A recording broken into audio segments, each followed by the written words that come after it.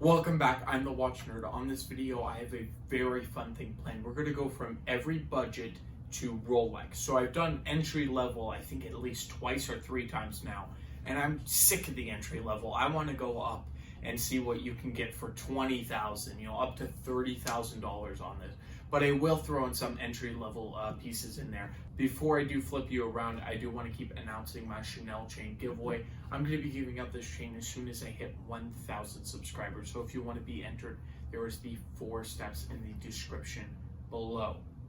Now, first flipping ourselves around, here it is. This is one for every value staple I consider in Rolex. And I just want to talk about what you can get. And I have a special surprise towards the end, and you'll see what I can really do. First, starting ourselves off, you can see that the way the light catches, it really shines. But this is a perfect, when I mean perfect, I don't say that about every watch. Definitely there are bad patinas out there, but this one is pretty much perfect. Sword hands, hand wound movement, Oyster Perpetual. Actually, they just said Oyster because this is not an Oyster Perpetual yet. There is no rotor in there. So this is just an Oyster case. Beautiful, sporty. I consider this sporty, even though it's on Jubilee, which makes it less. This is 316 because it's not 904 yet. And just unbelievable. It's really beautiful though. Let me take you up a little closer to see this actual face. Of course, acrylic glass at this stage, and it's full stainless steel construction. Beautiful watch. Not going to too much time on each piece, but I just want to highlight. I've talked about this watch extensively though on my other ones. Now, moving up the chain. So I said this is around the 35 to 5,000.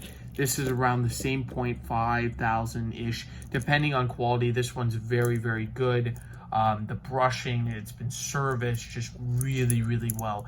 A factory, of course, and just unbelievable, really, the condition on this one. And the patina on the loom is really beautiful, too. It's just something really tremendous. So this is around the $5,000 mark. 55. So this is moving up the chain a bit from that Oyster Perpetual, and man, is it beautiful. Really, truly a beautiful watch.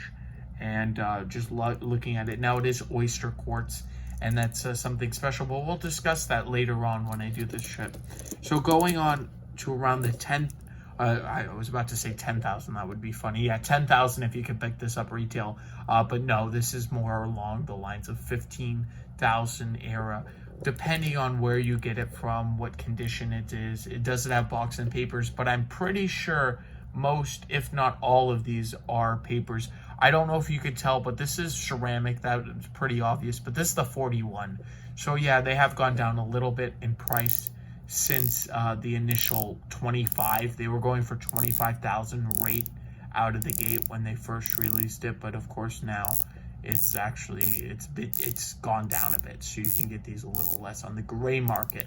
Now it's different at retail. I always recommend somebody buying this at retail, but it's very, very hard to buy something like this at retail. Beautiful construction. What else do I say about it? It's got a milled class. Look at the resistance. Brand new. This watch is brand new. Beautiful screwed links. Probably one of the best bracelets in the world. Easy link system where you this is not the easy link, this is glide lock.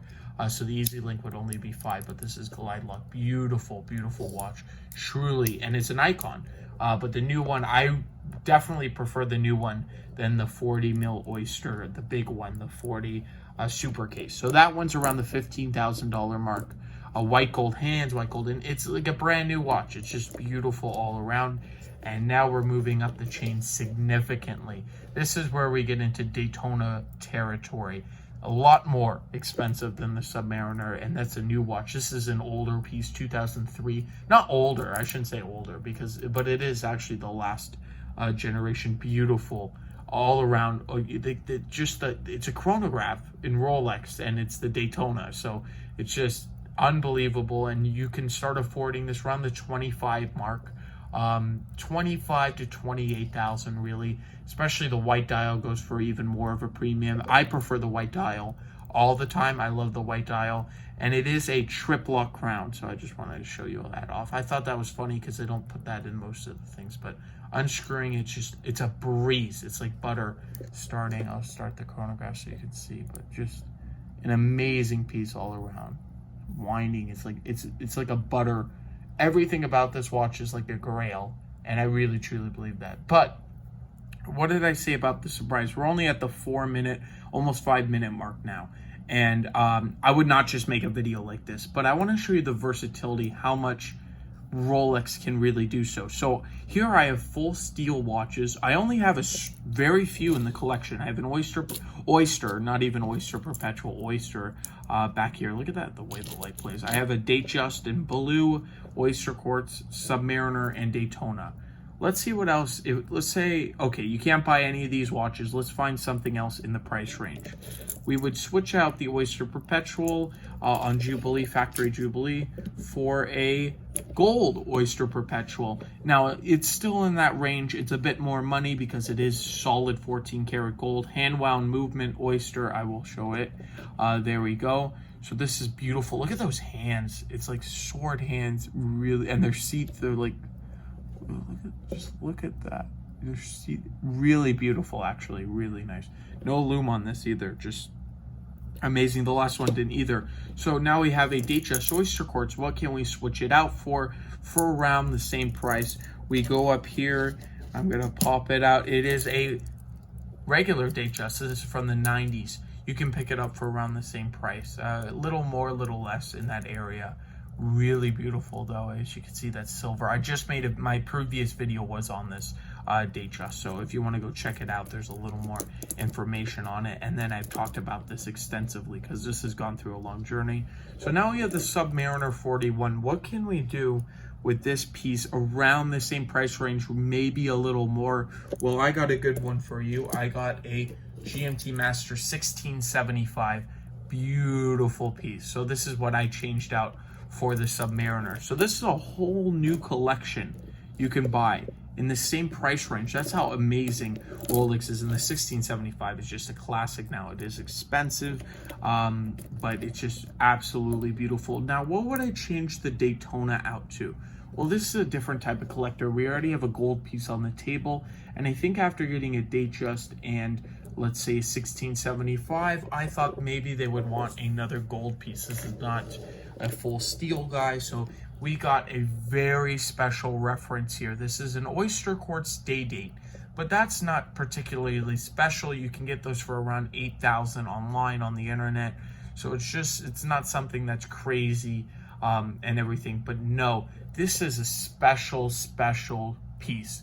I've talked about it on my channel before, but this is a 19038. Now this is very special because this means the factory diamonds in the face and on the bezel. That has only been in this reference. I've checked on Instagram, there's none. There's the aftermarket face, but never the full original.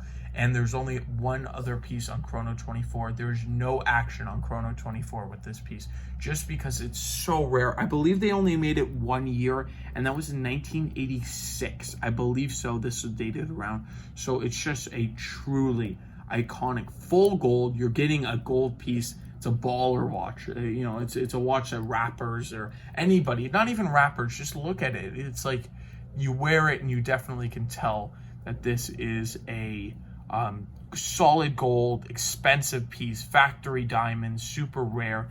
And just because it's so rare, it's hard to put a price on it. But I think 25 is the mark. I think it's around the Daytona, just because, of course, you might find one cheaper, but who knows if it's all original. This is all original, and it's very special. So that's what I put it around the value here, and that's what it's marked here. So it's 25. Then we have around the 20 range here, give or take, the 1675. Beautiful vintage piece. And then going to a more modern Datejust here, and then rounding off our affordable end of the collection with a solid gold Oyster Perpetual. And this is not a factory leather, but this is a nice leather here on it. So which collection would you choose? Would you choose A collection or B collection? I'm curious, what is your thoughts? What would you choose differently? Would you chose the Daytona? Probably, I know most people would.